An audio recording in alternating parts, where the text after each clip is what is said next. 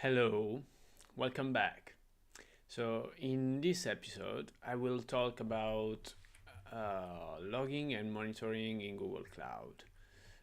This is a course part of my cloud architect learning path. So, let's go immediately.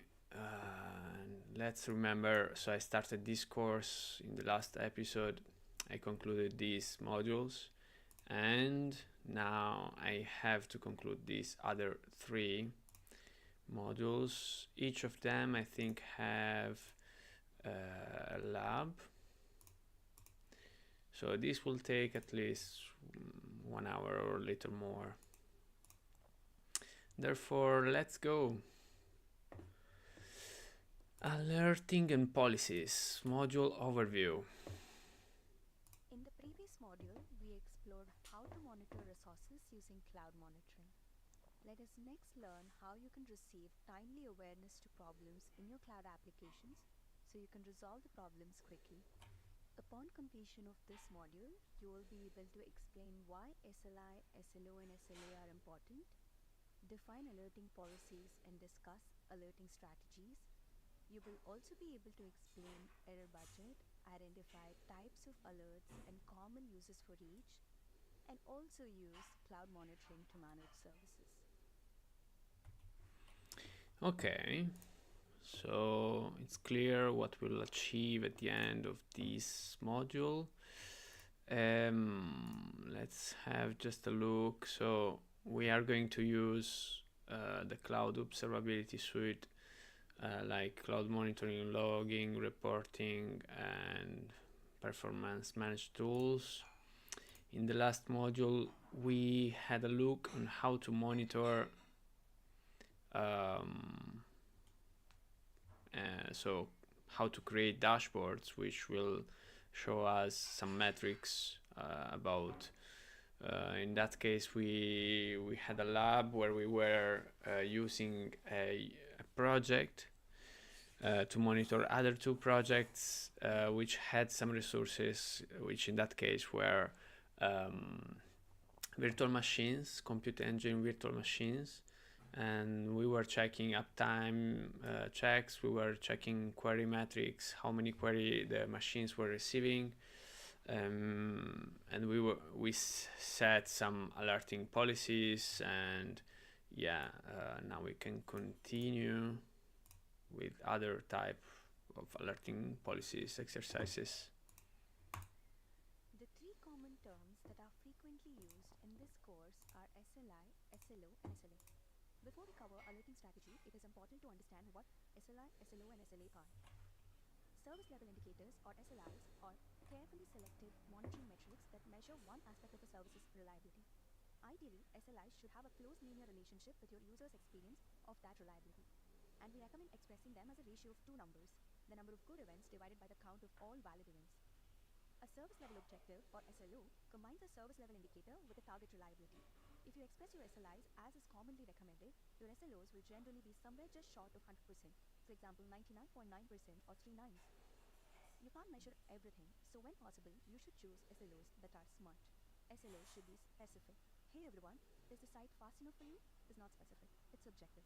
The 95th percentile of results are returned in under 100 milliseconds. That's specific. They need to be based on indicators that are measurable. A lot of monitoring is numbers grouped over time with math applied. An SLO must be a number or a delta, something we can measure and place in a mathematical equation. SLO goals should be achievable. 100% availability might sound good, but it's not possible to obtain, let alone maintain over an extended window of time. SLOs should be relevant. Does it matter to the user? Will it help achieve application related goals? If not, then it's a poor metric. And SLOs should be time bound. You want a service to be 99% available. That's fine. Is that per year, per month, per day? Does the calculation look at specific windows of set time from Sunday to Sunday, for example? Or is it a rolling period of the last 7 days? If you don't know the answers to those type of questions, then it can't be measured accurately. And then there are service level agreements, or SLAs, which are commitments made to your customers that your systems and applications will only have a certain amount of downtime. An SLA describes the minimum amount of service that you promise to provide to your customers and what happens when you break the promise. If your service has paying customers, an SLA may include some way of compensating them with refunds or credits when that service has an outage that is longer than this agreement allows. To give you the opportunity to detect problems and take remedial action before your reputation is damaged, your alerting thresholds are often substantially higher than the minimum levels of service documented in your SLA. For SLIs, SLOs, and SLAs to help improve service availability, all parts of the business must agree that they are an accurate measure of user experience and must also agree to use them as a primary driver for decision making. Being out of SLO must have concrete, well-documented consequences, just as there are consequences for breaching SLAs. For example, slowing down the rate of change and directing more engineering effort towards eliminating risks and improving reliability are actions that could be taken to get your product back to meeting its SLOs faster. Operations team needs stronger executive support to enforce these consequences and effect change in your development practice. Here is an example of an SLA which is to maintain an error rate of less than 0.3% for the billing system. Here, error rate is a quantifiable measure, which is the SLI, and 0.3 is the specific target, which is the SLO in this case. If your service has paying customer, you probably have some way of compensating them with refunds or credits when that service has an outage. Your criteria for compensation are usually written into a service level agreement, which describes the minimum level of service that you promise to provide and what happens when you break that promise. The problem with SLAs is that you're only incentivized to promise the minimum level of service and compensation that will stop your service from replacing you with a competitor. When reliability falls far short of the levels of service that you keep your customers happy, this contributes to a perception that your service is unreliable. Consumers often feel the impact of reliability problems before these promises are reached. Promising your customer all the time can get expensive, so what targets do you hold yourself to internally? When does your monitoring system trigger an operational response? To give you the breathing room to detect problems and take remedial action before your reputation is damaged, your alerting thresholds are often substantially higher than the minimum level of service documented in your SLA. Okay, so this was a bit of theory about how to determine SLO, SLI, and SLA. SLA, SLO, and SLI. Let us next look at alerting strategy. An alert is an automated notification sent by Ruby Cloud through some notification channel to an external application, ticketing system, or person. If you're wondering why the alert is being sent, the answer perhaps is that a service is down or an SLO isn't being met. Regardless, an alert is generated when something needs to change. The events are processed through a time series, a series of event data points broken into successive, equally spaced windows of time. Based on need, the duration of each window and the math applied to the member data points inside each window are both configurable. Because of the time series, events can be serialized, error rates can be calculated, and alerts can be triggered where appropriate. A great time to generate alerts is when a system is heading to spend all of its error budget before the allocated time window. An error budget is perfection minus SLA. SLIs are things that are measured, and SLOs represent achievable targets. If the SLO target is 90% of requests must return in 200 milliseconds, then error budget is 100% minus 90%, which is equal to 10%. Four major attributes are considered when attempting to measure the accuracy or effectiveness of a particular alerting strategy. The first one is precision. Precision is the proportion of alerts detected that were relevant to the sum of relevant and irrelevant alerts. It's decreased by false alerts. Recall is the proportion of alerts detected that are relevant to the sum of relevant alerts and missed alerts. It's decreased by missing alerts. Precision can be seen as a measure of exactness, whereas a recall is a measure of completeness. Detection time can be defined as how long it takes the system to notice an alert condition. Long distance time can negatively affect the error budget, but alerting too fast can generate false positives. Reset time measure how long alerts fire after an issue has been resolved. Continued alerts on repaired systems can lead to confusion. Error budgeting 101 would state that when the error count or whatever is being measured is trending to be greater than the allowed error budget, an alert should be generated. Both the SLO itself and the idea of trending towards the required window of time over which they are calculated. In this subject space, the window of term is used in two main ways. The SLO itself will be measured over a window of time, say an availability SLO of 99.9% over every 30-day period. Alert triggering will have a window over which it watches for trends. For example, an alert might fire if the percentage of errors over any 60-minute period exceeds 0.1%. One of the alerting decisions you and your team have to make is its window length. The window is a regular length subdivision of the SLO total time. Imagine you set a Google Cloud spend budget of $1,000 a month. When do you want to receive an alert? When the $1,000 is spent, or when the predicted spend is trending past the $1,000? Of course, the latter. Now, the same concept, but this time imagine a 99.9% availability SLO over 30 days. You don't want to get an alert when your error budget is already gone. By then, it's too late to do anything about the problem. One option is small windows. Smaller windows tend to mean faster alert detections and shorter reset times, but they also tend to decrease precision because of their tendency towards false positives. In our 99.9% availability SLO for over 30 days, a 10-minute window would alert in 0.6 seconds if a full outage occurs and would consume only 0.02% of the error budget. Longer windows tend to yield better precision because they have longer to confirm that an error is really occurring, but reset and detection times are also longer. That means you spend more error budget before the trigger. In our same 99.9% availability for SLO, over 30 days, a 36-hour window would alert in 2 minutes and 10 seconds if a full outage occurs, but would consume a full 5% of the error budget. One trick might be to use short windows, but add a successive failure count. One window failing won't trigger the alert, but when 3 fail in a row, the alert is triggered. This way, the error is spotted quickly, but treated as an anomaly until the duration or error count is reached. This is what you do when your car starts making a sound.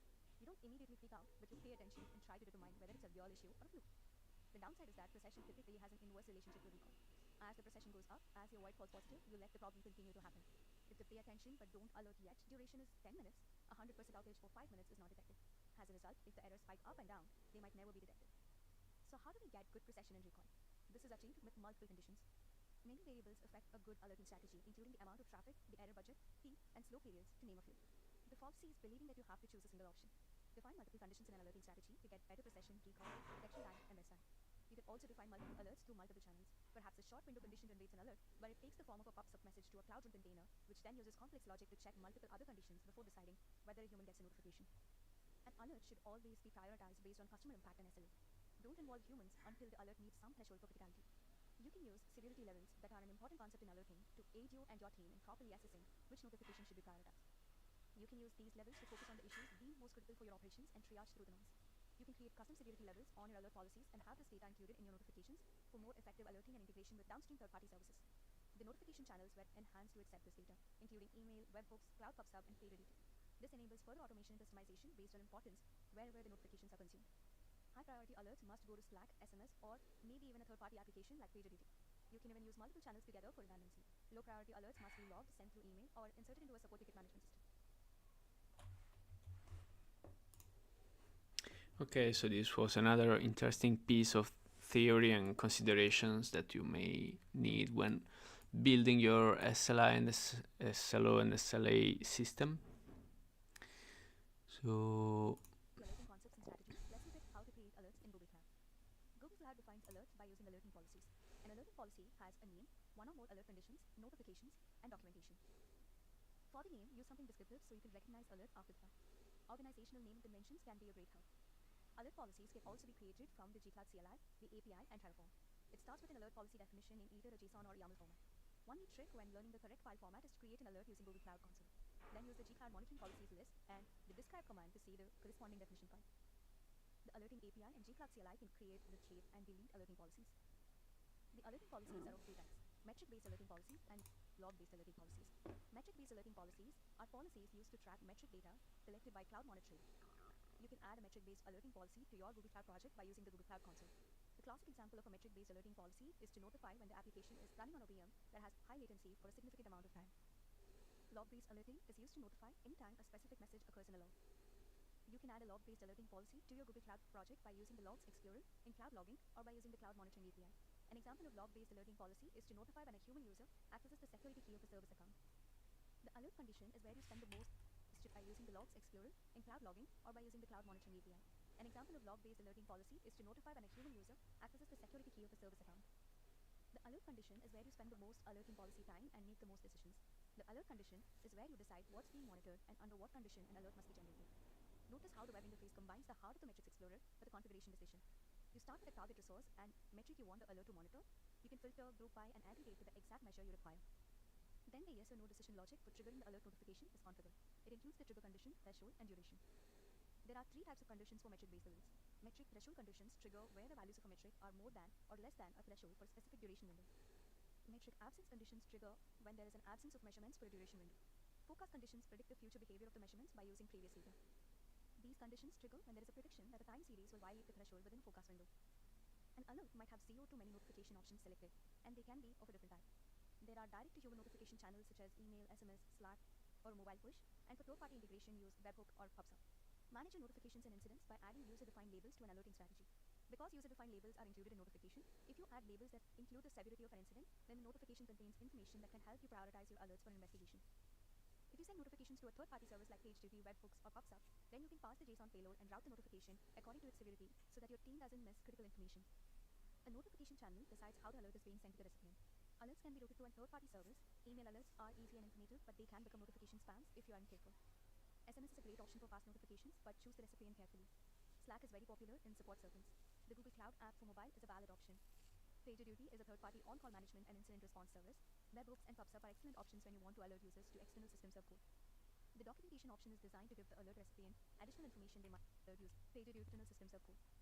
The documentation option is designed to give the alert recipient additional information they might find useful. Use the documentation section to guide your troubleshooting. Include internal playbooks, landing names, and dynamic labels. The default alert contains the information about which alert is failing and why, so think of this more like an easy button. If there's a standard solution to this particular alert, adding a reference to it here might be a good example of proper documentation inclusion. Then again, if it was that easy, automate it. Here you can see an alert notification sent out to an email. Notice how many details about exactly what went wrong are automatically included in the email body. The bottom documentation section can also be used to augment the provided information. When one or more alert policies are created, the alerting web interface provides a summary of incidents and alerting events. An event occurs when the conditions for an alerting policies are met, and when an event occurs, cloud monitoring opens an incident. In the alerting window, the summary pane lists the number of incidents, and the incidents pane displays the 10 most recent incidents. Each incident is in one of three states: incidents firing, acknowledged incidents, alert policies. If an incident is open, the alerting policies set of conditions are met, or there's no data to indicate that the condition is no longer met. Open incidents usually indicate a new or unhandled alert. If a technician spots a new open alert, before one starts to investigate, they mark it as acknowledged as a signal to others that someone is dealing with the issue. Alert policies display the number of alerting policies created.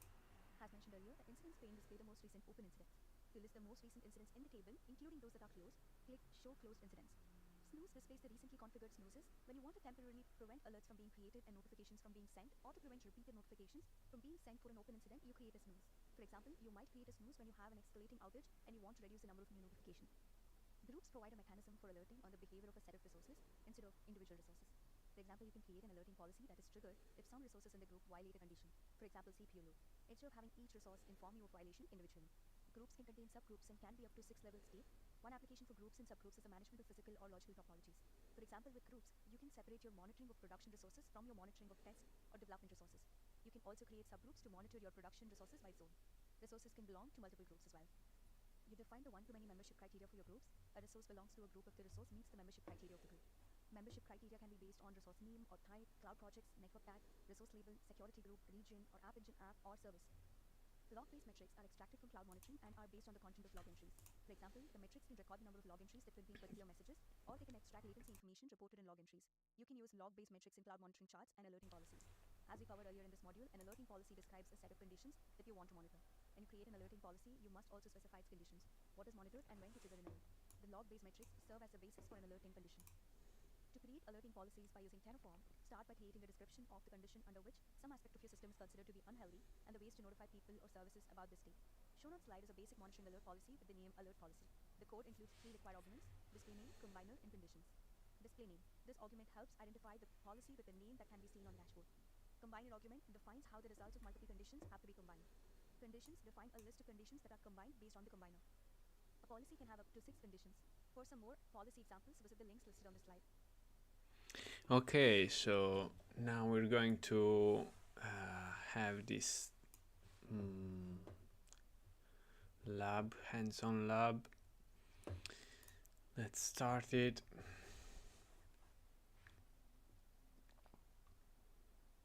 So we'll deploy an app engine, and then we'll create app engine latency alerts and alerting policy with the CLI, blah blah blah. Let's go.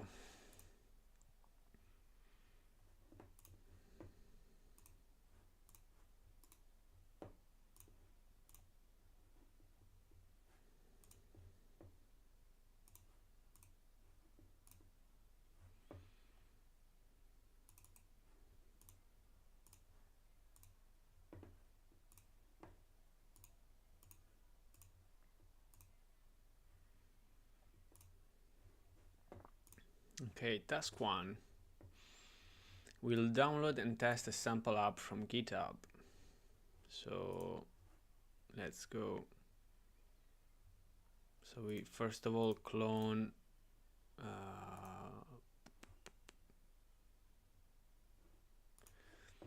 from our Cloud Shell, we go and clone a repository.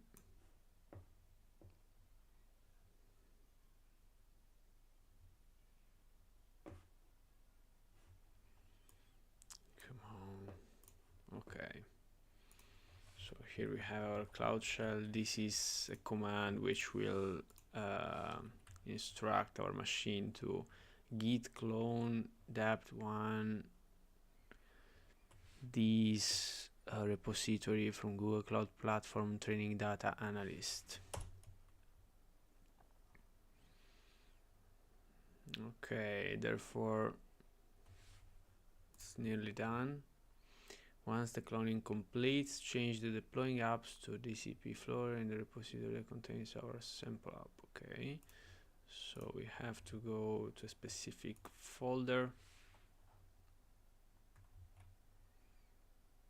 this is a repository which is commonly used for many exercises.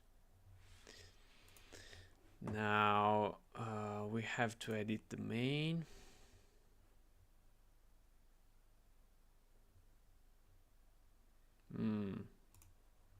It says just to have a look in it. So edit is a specific command from Cloud Shell which will allow you to basically open this user interface.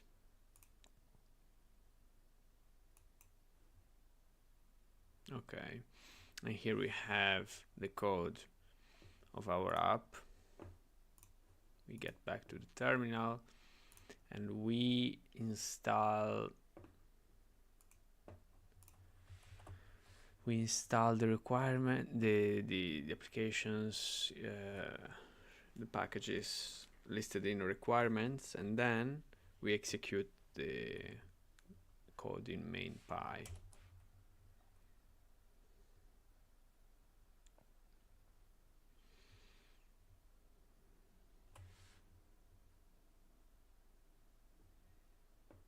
Okay, so the requirements are Flask, It's Dangerous, Jinja, Wordzoog. Okay, so we're nearly done.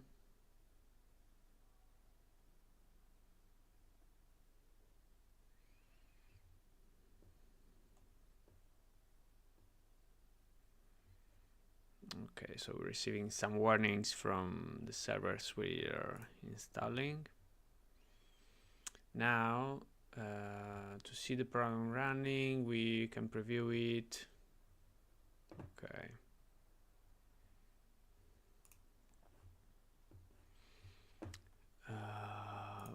Web preview. Hello GCP. Okay, so this is running. It registered our request. Now we can interrupt execution. And we go to the second task and we'll deploy this same application onto an App Engine instance. Now that we know that application work, blah blah blah, switch to Cloud Shell code editor, expand training data analyst courses, design process, deploying apps folder, and then new file, an app YAML, and in the file we just put this. Okay, so I will write manually app YAML. So it was deploying apps to GCP. Allow new file app YAML runtime Python 312. Okay, got it. So we save this. To be sure, I use the shortcut Ctrl S, but I will do a save also from here. Every project needs to first create an App Engine application before it can be used. This is done just once per project using the console with the gcloud app create command. So we execute this specifying the region.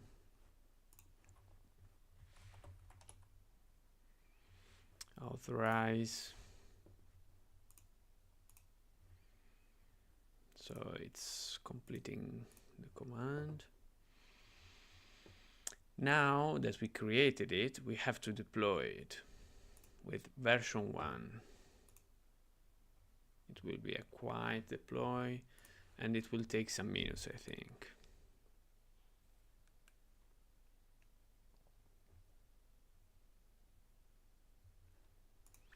So as we launched this upgrade from this folder, it will take the YAML file in the same folder and it will follow the instructions.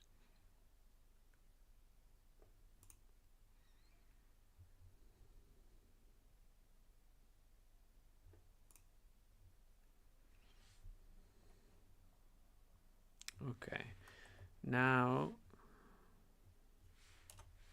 what?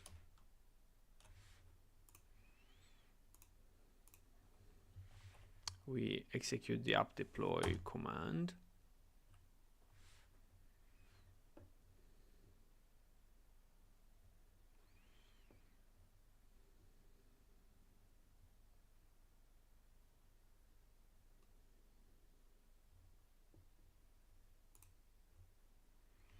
Okay, wait for the application to finish deploying.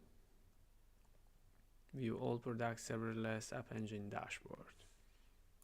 Okay, so from here,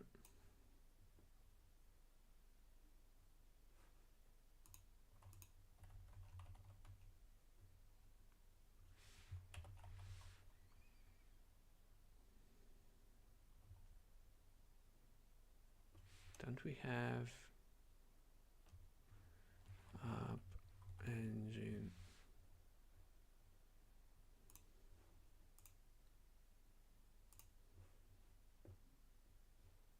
So we go to the dashboard.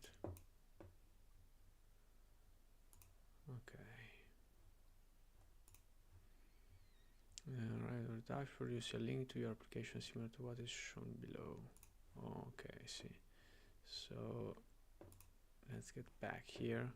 I think that when this will be finished to deploy, when it will be deployed, we will have the link they mention here.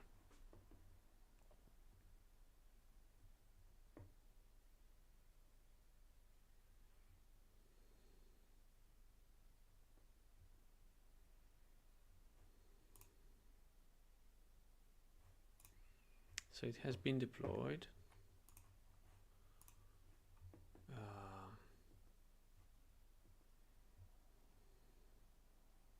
But I can see the link. Got it. So if I go here, I can see the same result. Now examine the App Engine logs. Okay, so if I go here a couple times and I request it, request it, request it,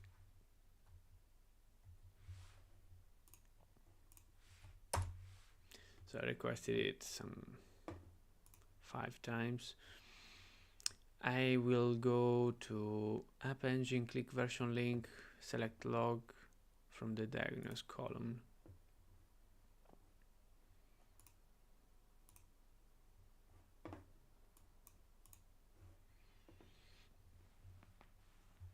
Okay, what happened? Man, is this normal?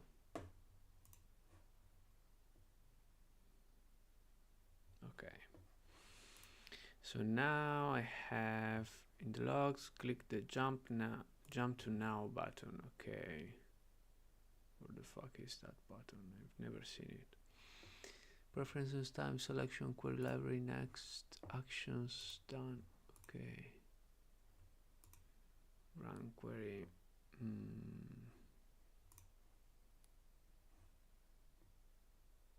What?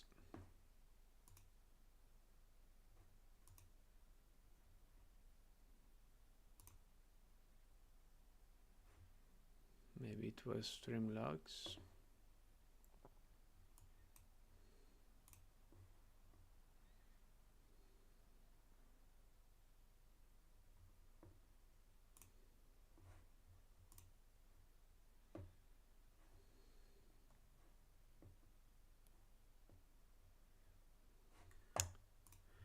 Where the fuck should we jump to now?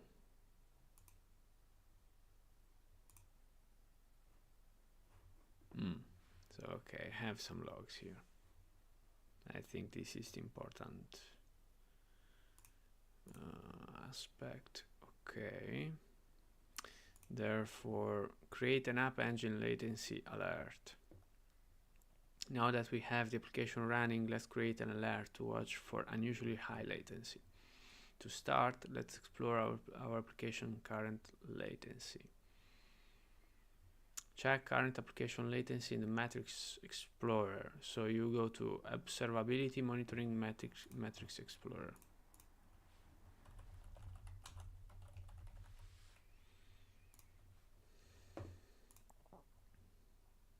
Select the metric drop-down and uncheck the active option.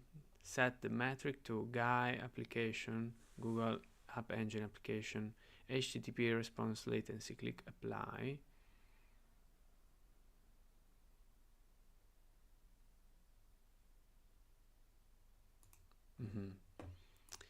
Okay, select the metric.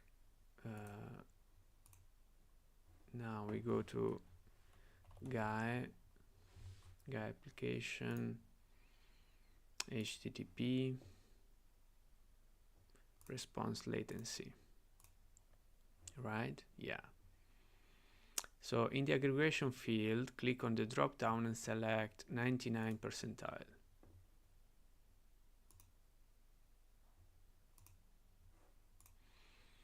Take a moment and examine the chart. We don't have a lot of data, but we should have enough to display a chart line showing us the average time it took our application to return a response to the fastest 99% of requests, cutting off 1% of anomalies. So let's see if we can. Hoop. 1, 2, 3, 4, 5. Now, let's see, shift time forwards, no data. How can we obtain today, yesterday, around?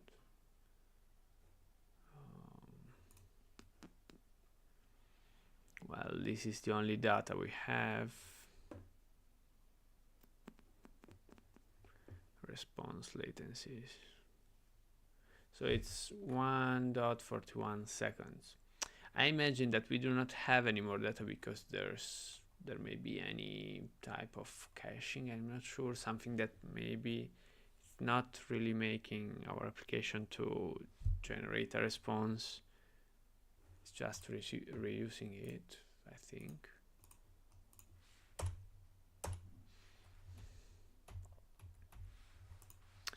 Let's see if I just go here and open new. I'm opening just some new incognito tabs. Okay. Let's see if now we have some more data. No. So it's always the same. Create an alert based on the same metric. So we go to the monitoring alerting.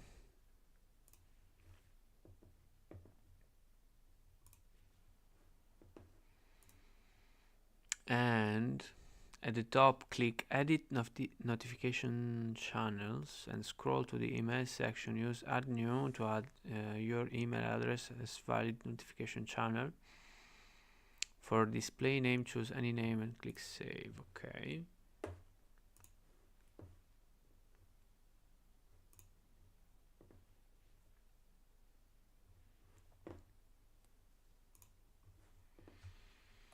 Example at mycompany.com.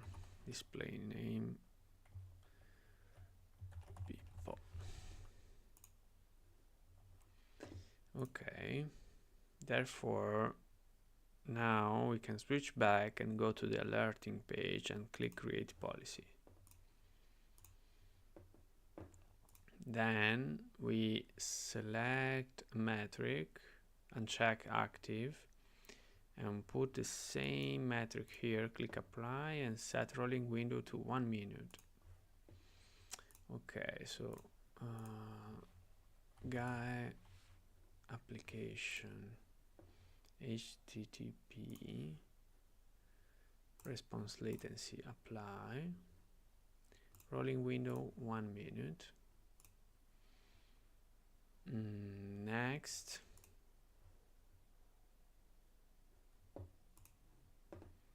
Okay.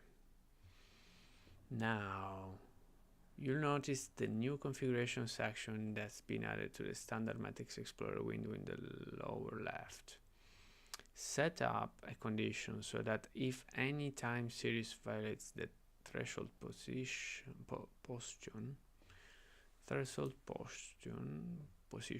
is above threshold value.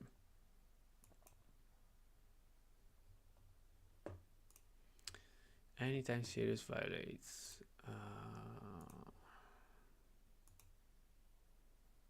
is above and threshold value to 8,000 milliseconds to 8 seconds. Okay. Set the condition name to response latency mean for 99th percentile over 8 seconds.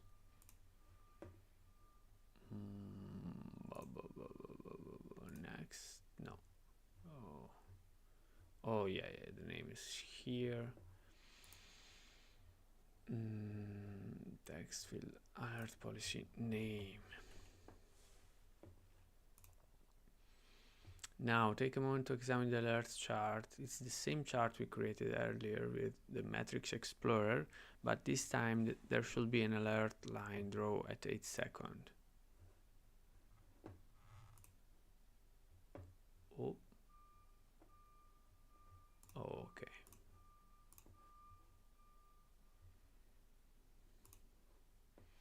Okay, so we have this nice red line here. Click next. For notification name, expand notification channel, check yourself. Click OK. Name the alert hello to slow and click next.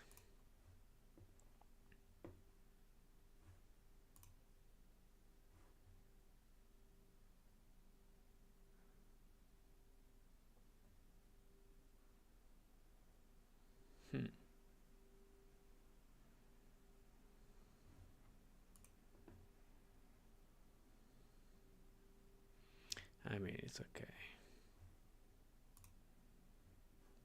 Because here, the condition name. So this was the condition name here like this. And now here we have this to be hello to slow.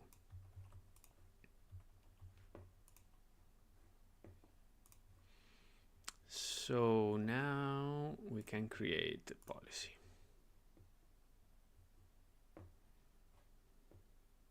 And this is our chart here. We did not have any false yet, I think. Oh yeah, we had a false. Well, false for 104 and true 100. Nice. Okay, now what? Update application code to add a delay. Return the Cloud Shell code editor. Expand the training. Blah blah blah. We go into main.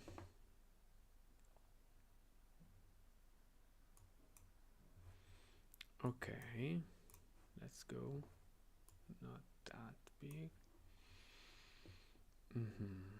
So we go to main and the top. We add this. We save, replace the current main function with the one below. This new version has a sleep command. Okay, so main uproot. Okay, so the whole block here will be. Now redeploy your application by rerunning this. Okay, we go to the terminal. We redeploy it. Version 2. To generate some consistent load in Cloud Shell, enter the following command.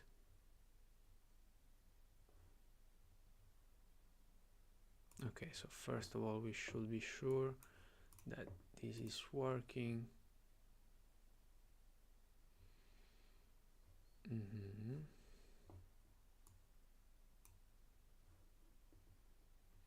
Okay, we need to wait.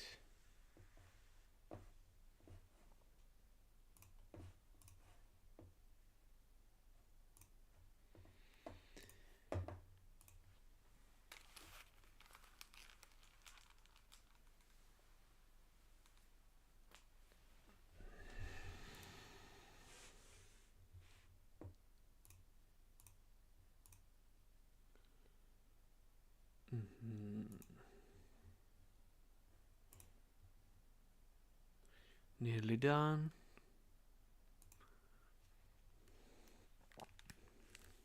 So after that, we can paste this command here. It's a cycle with which we ask the Cloud Shell to execute carl -s on this link here, on this URL. And from the result, we take and search from the columns title and error. Yeah, we research something. Okay, this terminated. Now we can refresh. We have a second version which has this delay, as we can see. It's a long delay. It's a 10-second delay. Now we can close it because it's working.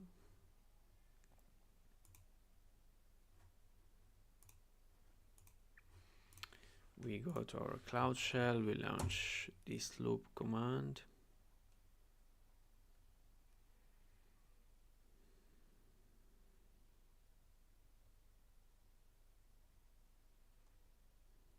Okay, so it grabbed the title.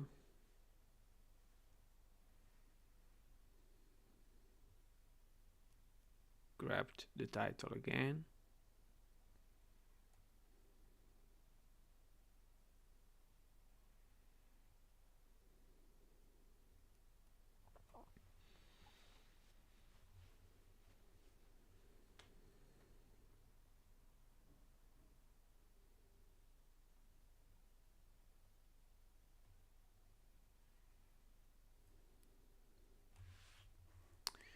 Okay, this command makes requests to the App Engine app continuously in a loop. The grab command will display the title of the page when the request works. It also displays the error if it doesn't work. Every iteration, the thread sleeps a random amount of time less than a second, but with the 10-second response time delay, it will seem much longer. Wait, and after a few minutes, typically about 5, you should receive an email notifying you of the alert. When you do, switch back to the Cloud Shell terminal and use Ctrl+C to stop the load tester loop. We go to monitoring alert.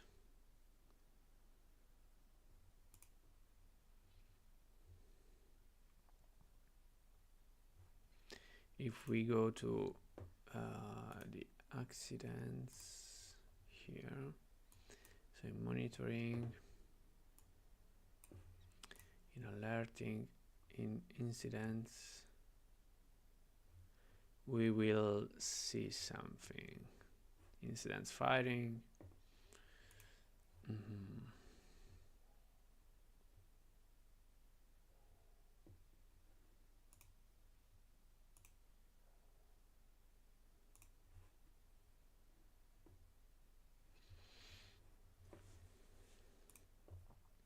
Okay, task 5 is an optional one.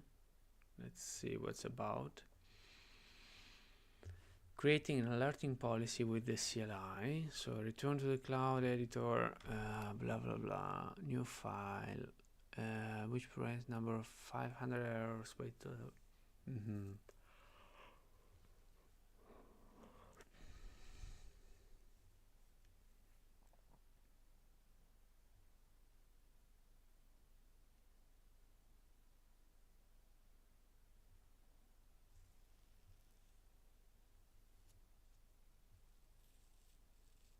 Okay, so this is an alpha version command.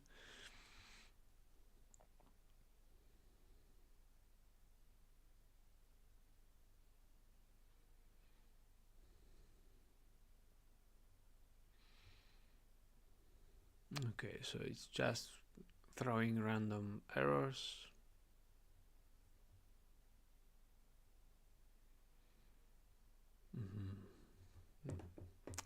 Well, I will just end the lab as soon as I see here an incident.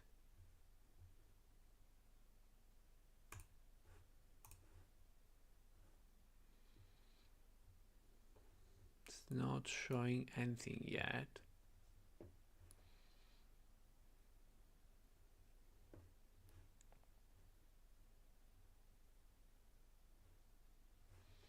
So let's have a look at this metric.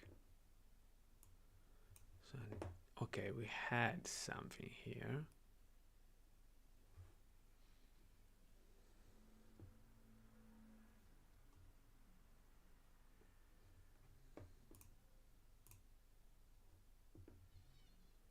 But it did not trigger an incident yet.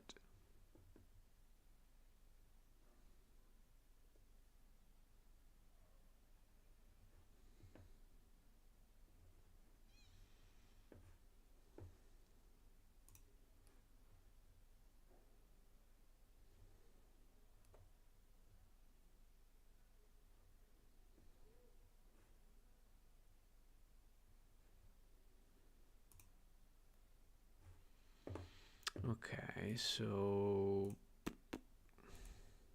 yeah, let's just end this one. I think that this will continue a bit. Even if I ended the lab, it may still work for some minutes.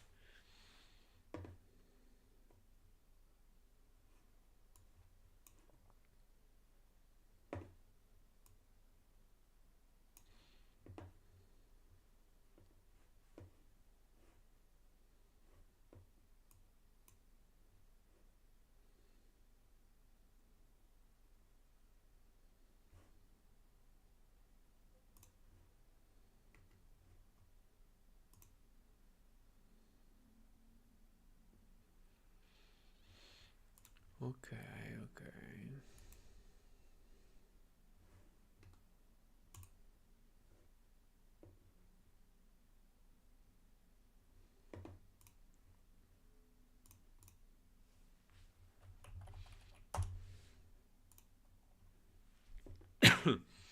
So, meanwhile, let's continue the course. Now that we've examined alerts, their use, and their creation, let's see how the Service Monitoring Console and API can help. Modern applications are composed of multiple services connected together, and when something fails, it often seems like many things fail at the same time. To help manage this complexity, SLO monitoring helps with SLO and alert creation. With service monitoring, you get the answers to the following questions. What are your services? What functionality do those services expose to internal and external customers? What are your promises and commitments regarding the availability and performance of your services? And are your services meeting them? For microservices-based apps, what are the inter-service dependencies? How can you use that knowledge to double-check new code rollouts and triage problems if a service degradation occurs? Can you look at all the monitoring signals for a service holistically to reduce mean time to reply? Cloud monitoring can identify potential or candidate services for the following types: GKE namespaces, GKE services, GKE workloads, cloud run services. The Service Monitoring Consolidated Services Overview page is your point of entry. Services pane provide a summary of the health of your various services. Here, you can see the service name, type, SLO status, and whether any SLO-related alerts are firing. To monitor or view details of a specific service, take the service name. You can also filter by entering a value in the filter text box to apply additional conditions. Service monitoring can approach SLO compliance calculations in two fundamental ways. Request-based SLOs use a ratio of good request to total request. For example, we want a request-based SLO with a latency below 100 milliseconds for at least 95% of requests. So it is convenient for us if 98% of requests were faster than 100 milliseconds. Window-based SLOs use a ratio of number of good versus bad measurement intervals or windows. So each window represents a data point instead of all the data points that comprise the window. For example, take a 95th percentile latency SLO that needs to be less than 100 milliseconds for at least 99% of 10-minute windows. Here, a compliant window is a 10-minute period over which 95% of requests were less than 100 milliseconds. So it is convenient for us if 99% of 10-minute windows are compliant. Let's look at another pair of window-based versus request-based SLO examples. Imagine you get 1 million requests a month and your compliant period is rolling for 30 days. If you're looking for a 99.9% request-based SLO, that translates to 1000 total bad requests every 30 days. However, a 99.9% window-based SLO, which is averaged across 1-minute windows, allows a total of 43 bad windows, or 43,200 total windows, multiplied by 99.9%, which is equal to 43,157 good windows. Window-based SLOs can be tricky because they can hide burst-related failure. If the system returns nothing but errors, but only every Friday morning from 9 to 9:05, then you will never violate your SLO. However, not many people prefer to use the system first thing Friday morning. Service monitoring makes SLO creation easy. On the services overview page, select one of the listed services. If a service is built on a Google Cloud Compute technology that supports service monitoring, it will be automatically listed. Next, create an SLO. Select an option from the SLI metric. The options include availability, latency, and other. Availability is a ratio of the number of successful responses to the number of all responses. Latency is the ratio of the number of calls that are below the specified latency threshold to the number of all calls. The option other gives you the metric explorer window and lets you create your own SLI from the beginning. As previously discussed, you can also select request-based or window-based SLOs here. In the compliance period section, select the period type and the period length. The two compliance period types are calendar-based and rolling. In the performance goal section, enter a percentage in the goal field to set the performance target for the SLI. Service monitoring uses this value to calculate the error budget you have for this SLO. You can create an alert by just clicking Create Alerting Policy. Pick an individual service on the services overview page to view its details. There, you can see existing SLOs and by expanding them, their details. The SLI status, the error budget remaining, and the current level of SLO compliance are all displayed. If alerts have been set, their status is also displayed. Service monitoring can trigger an alert when a service is heading to violate an SLO. The alerting policy uses a look-back window to examine a period of trend. The burn rate threshold is then used to determine whether an alert should be raised. In this example, we are using a 60-minute window. A burn rate threshold of 1 would use 100% of the error budget by the end of 7-day period. In this case, if we see a trend that would burn through our total error budget in 1/10 of those 7 days or faster, then we should raise an alert. After the SLO is created, it's easy to monitor the SLI status, error budget, compliance, and alert status. In this case, I've selected to view the service level indicator, so it's displaying the current SLI values. You can also examine the error budget or alerts firing tabs for more details. Okay. Therefore, now we have another lab, but let's just have a look here. Okay, so this was deleted already. So we could not see in that previous lab an incident being fired. Here we'll just have a quick lab where basically we deploy a test application and use service monitoring to create an availability SLO. Okay. Therefore, we have this.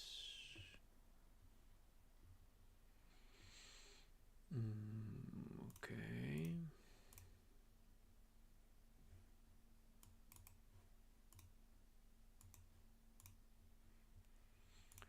This is the new lab. Task 1, deploy a test application. In your Cloud Shell, clone this. Okay, let's go. Let's clone this repository.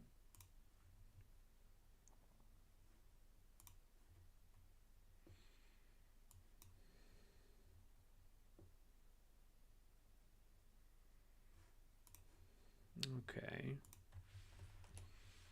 So the repository is Hagman hello logging node.js. This repository contains a basic Node.js web application used for testing. This is the same application you saw pieces of in the lecture module. Okay. And now change into the hello logging Node.js folder and open the index.js in the Cloud Shell code editor. So this is a nice command, the edit command, which brings you exactly to the file we need to work on.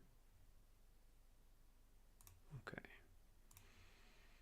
Now, note, if an error indicates that the code editor could not be loaded because third-party cookies, blah, blah, blah. Take a few minutes to peruse the code. What the fuck? I never have seen this word. Read something, typically in a thorough or careful way. Peruse. Wow. In the Cloud Shell code editor, look at the app YAML file and update the runtime node version. Node.js 20. This is 22. Shall I leave to 2022? I will put 20 to be coherent with the exercise. This is a sample Node.js app designed to explore various Google Cloud Operations Suite products. Setting up CloudTrace. So if using the older CloudTrace API, so CloudTrace is the tool we use to measure latencies. Enable open telemetry exporters to export traces to Google Cloud Trace.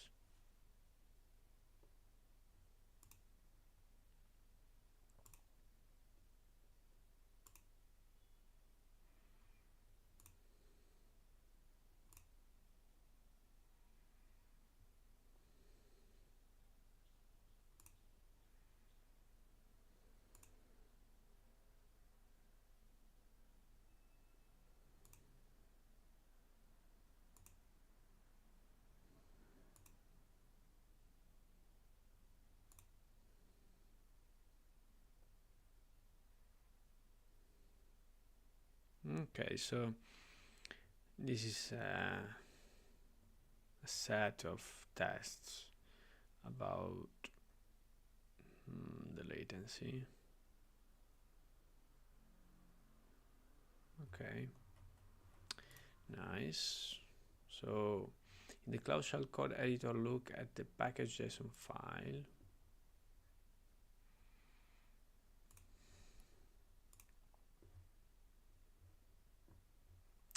Not only does this define the Node.js application dependencies, but it also defines the start script app engine uses to serve requests.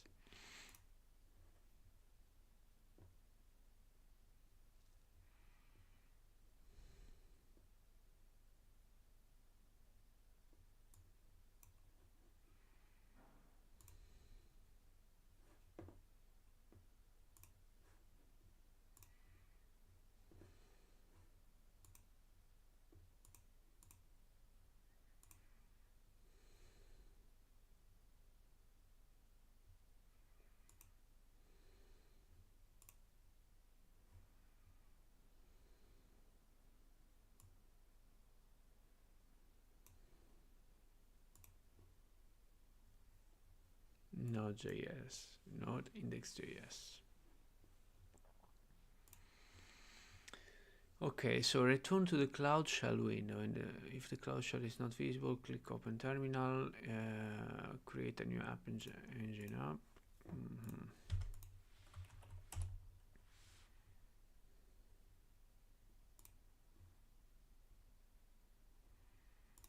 Then we deploy it.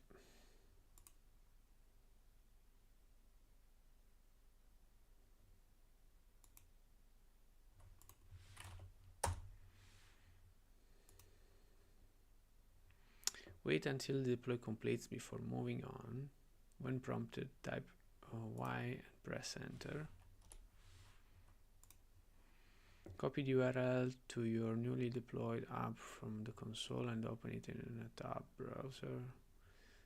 Verify hello world response.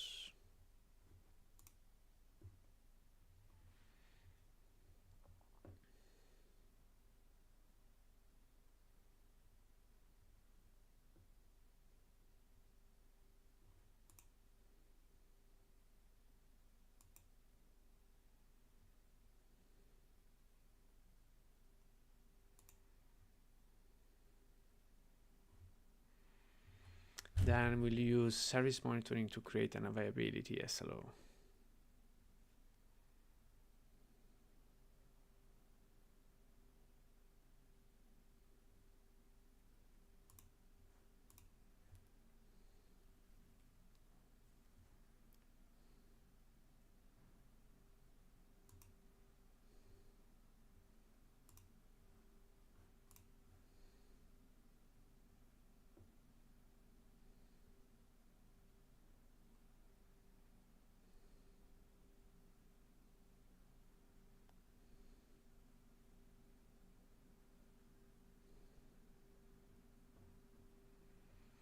Okay, so we have a quite long task.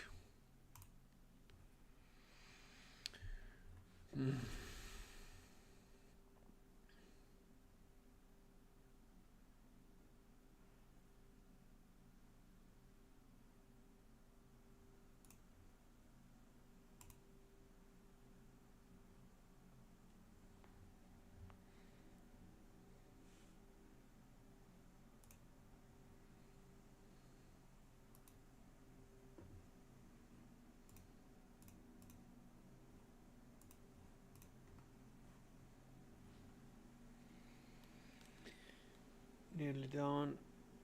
We're nearly there.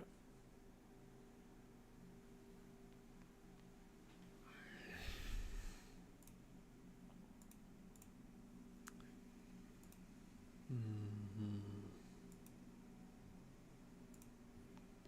Okay. So at the top of the Cloud Shell interface, we will add this command in a new terminal instance. Use service monitoring to create an availability SLO. So we'll need to go to App Engine Dashboard. Scroll down to the server section. Have any error being generated yet? If not, wait a couple minutes. You see one every minute. So use the navigation menu to navigate to error reporting, monitoring. Okay, so in monitoring, it takes a moment for the monitoring workspace to create. Once it loads, click on SLOs. Notice the service monitoring already sees your default App Engine application. If it doesn't, wait a minute. Define a service, select default, and submit it.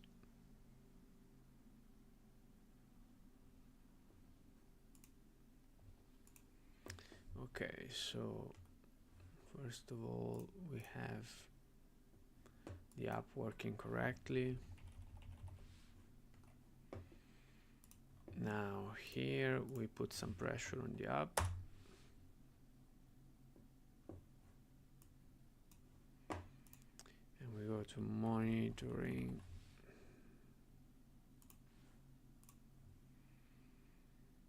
And once it clicks, loads, we go to SLOs. Where are the SLOs? I can't see them. Okay, they're here. So notice the service monitoring already sees your default App Engine application. No, define a service, I think.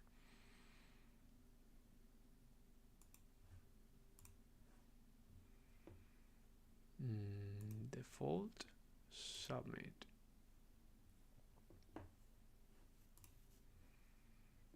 Click Create SLO to start a new SLO dialog. Now select availability metric, set request based.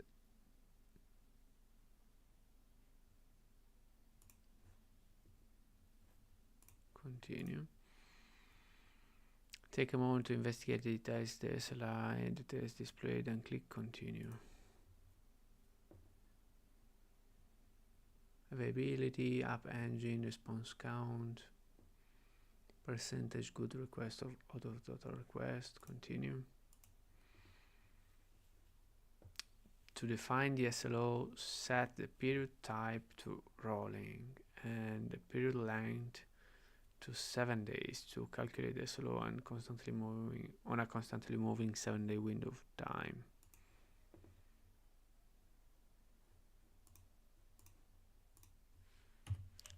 Days.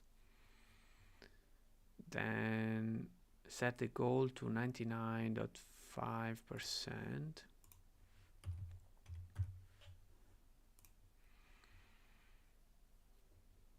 And the charts fill in, though it's typically difficult to see that 95 to 99.9 difference. Click the red dashed line and the chart will zoom in to make things easier to see. Well, that's not the case. Click continue, notice the file name and submit the new SLO by clicking create SLO. This is the default name. Now investigate the new SLO and create an alert for it.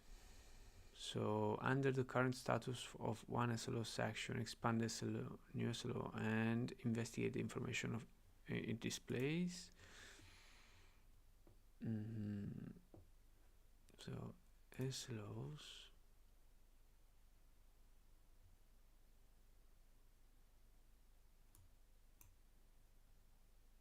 current status of one SLO.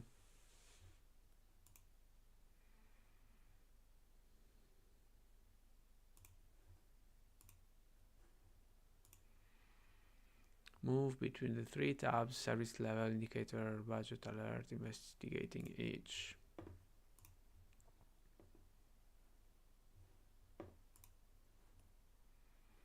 Okay, so it's everything okay. Now create an alert tied to the availability SLO.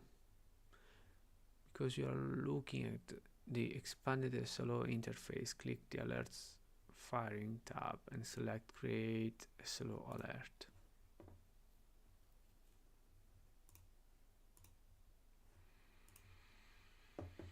Set display name to really short Windows test, because you are doing a test and not setting values that will make sense in production.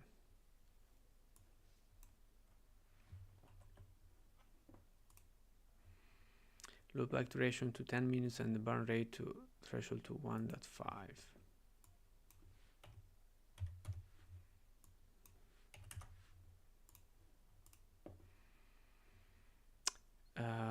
The manage notification channels,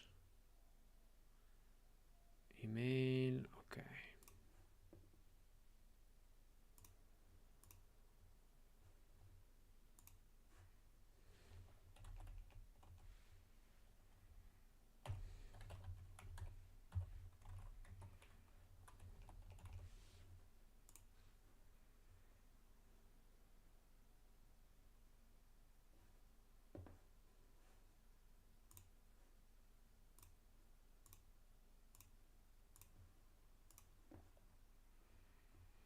Okay, so skip what are the next steps to fix the issue and click save.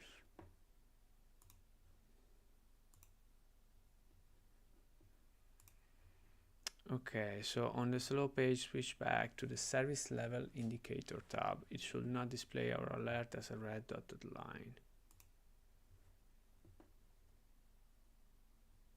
Sorry. Okay.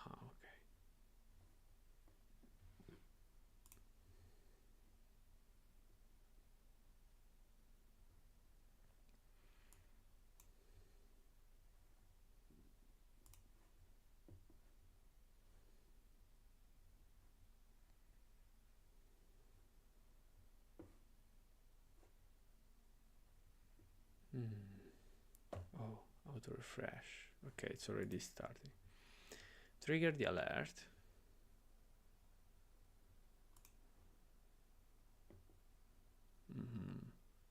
But modify application and trigger the alert. So open editor, random error, blah blah blah.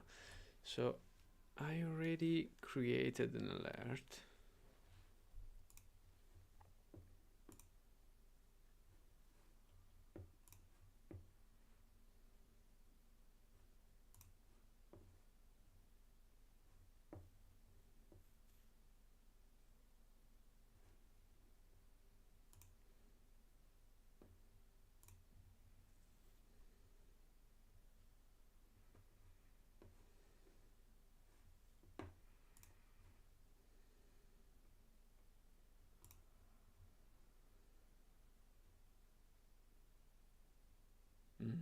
Okay.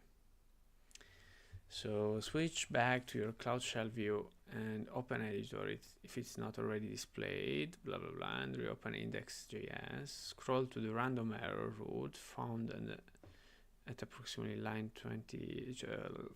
126. Next to mat random from 1000 to 20. So open editor, index.js, line 126. So let's see, it says value next to mat random from 1000 to 20. Should be this one. So instead of generating any error every 1000 requests, we are not going to get an error every we are not going to get an error in 20 requests. That will drop our availability to about 95%, which will trigger the alert. Now close the Cloud Shell code editor and switch to the terminal window. You have two tabs, and one that's running the test loop and one that's standard. In the standard, redeploy the app engine. Okay.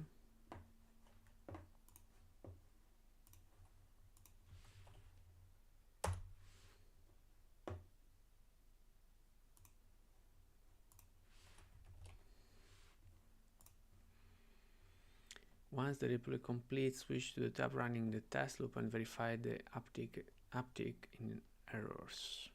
Switch back to your service monitoring page, and in the upper right corner, verify green check next to auto refresh. Verify that your SLO is expanded and that you can see the service level indicator. Show clearly that the decrease in performance down to about 95% level within a minutes. You should also receive the alert notification. Okay.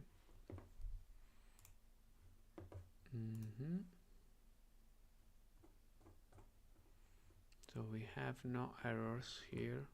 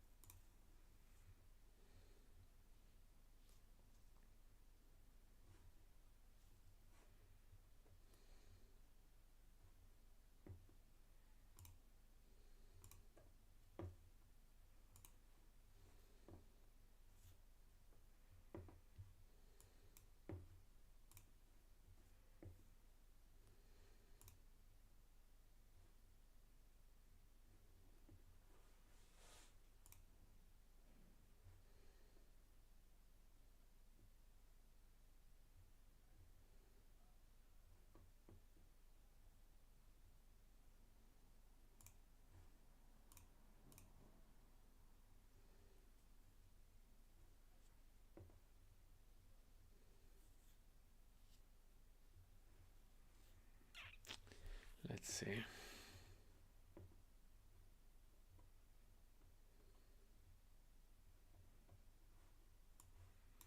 So I think we are starting to receive some errors.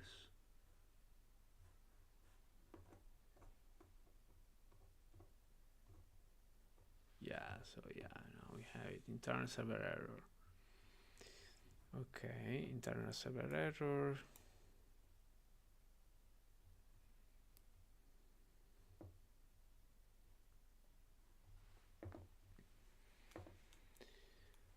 Now, in a short time, we should see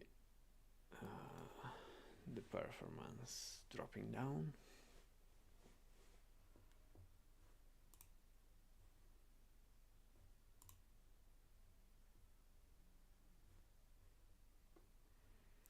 So now we can just end the lab. And maybe before this gets closed, we will see here the metric dropping down.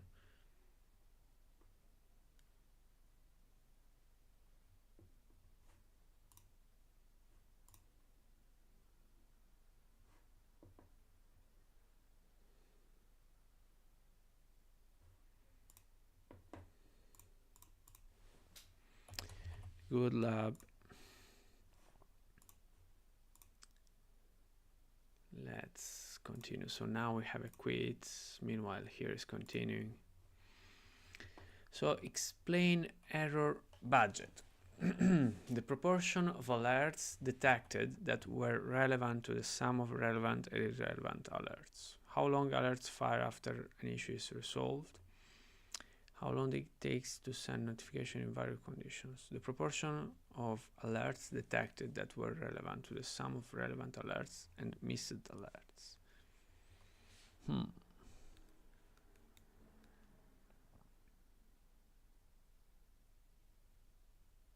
I'm not sure, actually. I will need to have a look again at the definition.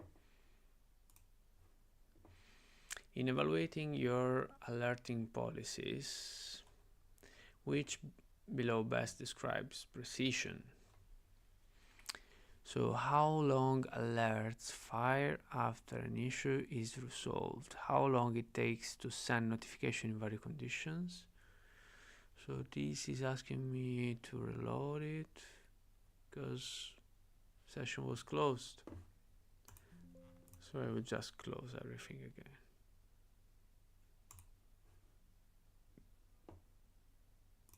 Or maybe I will reload it. Let's see. No, okay, so we lost the session. In evaluating your alerting policies, which below best describes precision? I will say the proportion of events detected that were significant. In the statement, maintain an error rate of less than 0.3% for the billing system. What is an SLI?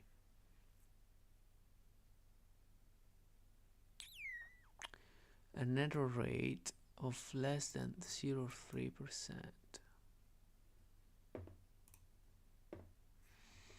Okay, so error budget, for my superficial understanding, is the buffer you have basically available to do errors, and the bigger the buffer,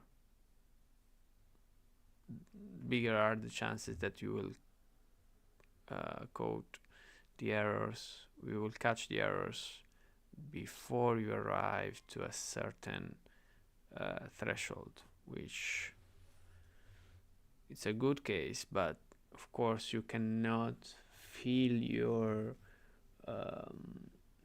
notification channel with errors, so you have to trade off between catching an error early and catching it when it's relevant to catch it. Therefore, this looks like the proportion of alerts detected that were relevant to the sum of relevant and irrelevant alerts.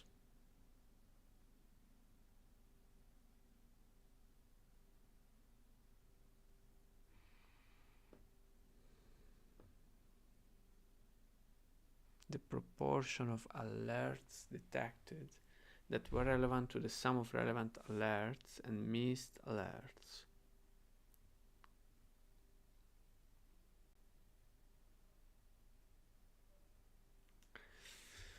I'm not sure. Let me have a look. This and this and this. Maybe it's here that we have. Do you have a solid understanding of SLA, SLO? The answer perhaps is that a service is down or an SLO isn't being met. Regardless, an alert is generated when something needs to change. A great time to generate alerts is when a system is heading to spend all. Okay, so error budget is the perfection minus the SLO.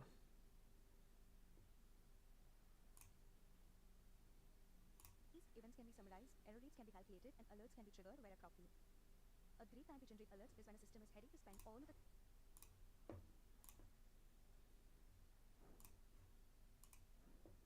error budget before the allocated time window.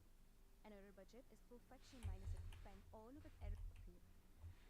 A great time to generate alerts is when a system is heading to spend all of its error budget before the allocated time window. An error budget is perfection minus SLO. SLIs are things that are measured and SLOs represent achievable targets. If the SLO target is 90% of requests must return in 200 milliseconds, then error budget is 100% minus 90%, which is equal to 10%. Four major attributes are considered when attempting to measure the accuracy or effectiveness of a particular alerting strategy. Maybe it's here the error budget The three thing. common terms that are frequently used in ratio of two numbers only recommend here when it measured at an amount station is damaged, disability have concrete engineering up back to maintain an error rate of less than 0.3% for the bill on compensating them with refunds or credits when that service has an outage. Your criteria for compensation are usually written in the levels of service that you keep your consumers often feel the impact of when does your monitoring system trigger an operational room to detect problems and take remedial action before your reputation system trigger an operational response? To give you the breathing room to detect problems and take remedial action before your reputation is damaged, your alerting thresholds are often substantially higher than the minimum level of service documented in your SLA. Okay, We but have discussed some of the alerting concepts and strategies. Let's look at how to create alerts in Google Cloud. Google Cloud defines. Now that we've examined alerts, their use, and their creation, let me check where this error now that you have a solid budget is understanding of defined. SLA, SLO, and SLI, let us next look at alerting strategy. An alert is an automated notification sent by Google Cloud through some notification channel to an external application, ticketing system, or person. If you're wondering why the alert is being sent, the answer perhaps is when something needs to change. The equally spaced windows of time. Based a series of event data points broken into successive equally spaced windows of time. Based on need, the duration of each window and the math applied to the member data points inside each window are both configurable. Because of the time series, events can be summarized, error rates can be calculated, and alerts can be triggered where appropriate. A great time to generate alerts is when a system is heading to spend all of its error budget before the allocated time window. A great time to generate alerts is when a system is heading to spend all of its error budget before the allocated time window. So if the SLO is 90% of request must return in 200 milliseconds, then the error budget is 10%. So we can allow that 10% of requests return are responded in more than 200 milliseconds.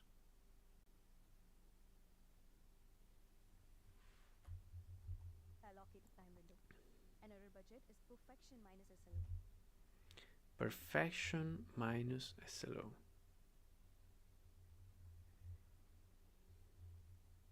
Perfection, which is 100%, minus SLO. SLIs are things that are measured and SLOs represent achievable targets. If the SLO target is 90% of requests must return in 200 milliseconds, then error budget is 100% minus 90%, which is equal to 10%. Four major attributes are considered when attempting to measure the accuracy or effectiveness of a particular alerting strategy. The first one is precision. Precision is the proportion of alerts detected that were relevant to the sum of relevant and irrelevant alerts. It's decreased to the sum of relevant alerts and missed alerts. It's decreased by missing alerts. Precision can be seen as a measure of exactness, whereas a recall is a measure of completeness. Detection time can be defined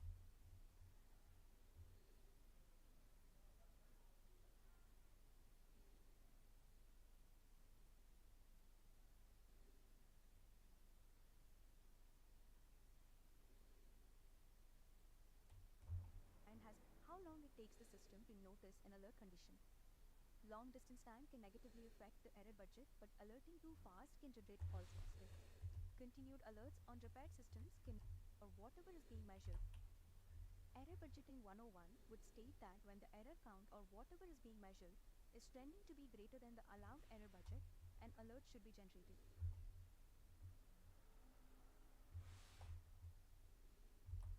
Being measured is trending to be greater. We'll say that when the error count or whatever is being measured is trying to be greater than the allowed error,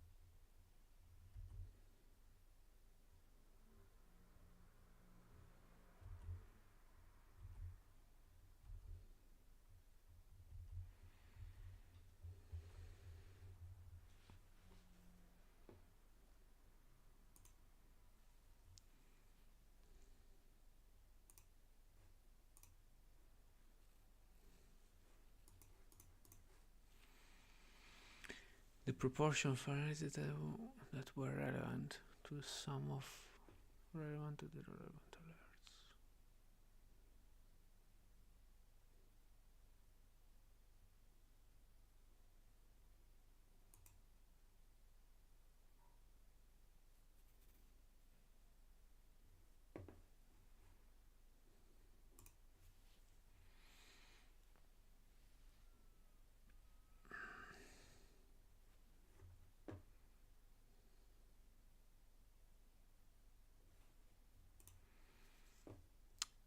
Which one?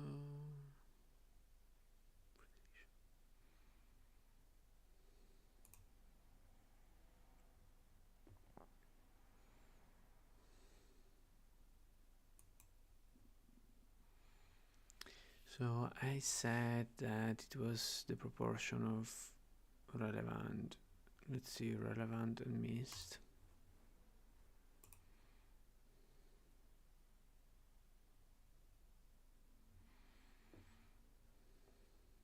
It's not saying why, but let's remember error budget is the proportion of alerts detected that were relevant. So relevant divided the sum of relevant and missed.